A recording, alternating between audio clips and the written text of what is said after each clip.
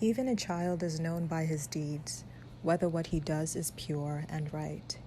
Train up a child in the way he should go, and when he is old, he will not depart from it.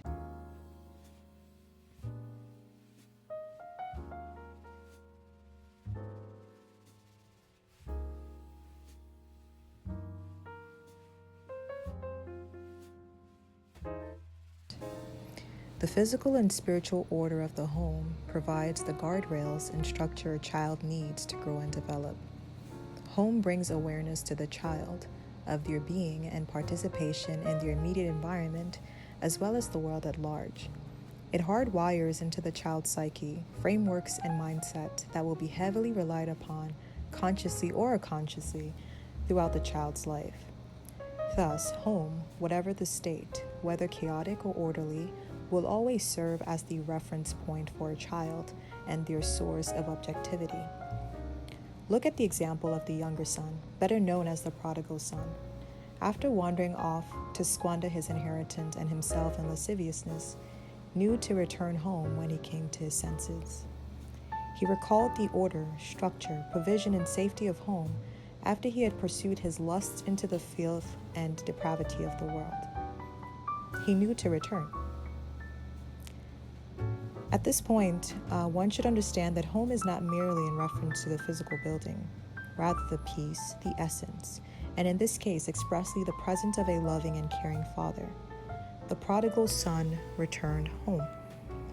It is a known truth that children need and benefit greatly from a true home, one with order, love, correction, and patience. Children benefit greatly in a home where mother and father are present, each truly knowing and loving Jesus, living out godly lives collectively out of their individual fellowship and relationships with God. They teach their children not merely by commanding, but through the example and testimony of the life they live out and live by. Deuteronomy 6 verse 5-7 tells us, "You shall love the Lord your God with all your heart, and with all your soul, and with all your might. And these words that I command you today shall be on your heart.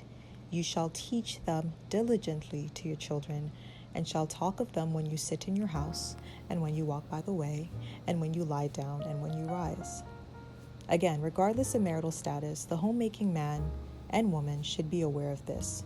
Husband and wife should be unified in securing a blessed home and life for their children. The single man should consider and seek God's will concerning his potential wife and mother to his children, and so the single woman too in considering her potential husband and father to her children. Children need the protection of their parents. They need the protection of their head, which is their father. In fact, the glory of children is their father. The child who is a recipient of a blessed home in turn returns the same to the home, its members, and ultimately society. Such a child is also to retain the treasures, sweetness, transparency, and purity of the upbringing, and likely to endeavor to cultivate such a space for those around them too.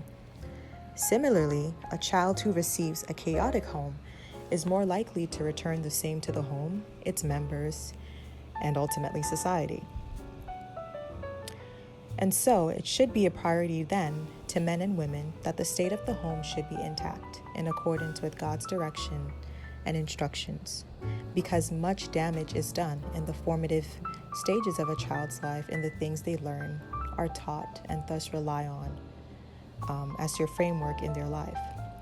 Mothers and fathers are to guard the home and ensure the safety of all its members. And in fact, the following words should be a sobering meditation for each of us.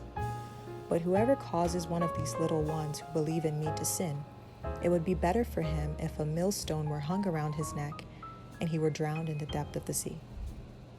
But Jesus called them to him and said, "Let the little children come to me, and do not forbid them, for of such is the kingdom of God." May we take heed and endeavor to preserve the peace, innocence, and well-being of the children around us. Above all, let us ensure that a life and legacy of God's righteousness are instilled and left as their inheritance. Children are a blessing from God. They belong to God first, and God expects that his children are returned to him as disciples. And like Jesus, that parents too may be able to say, "Of those whom you gave me, I have lost none."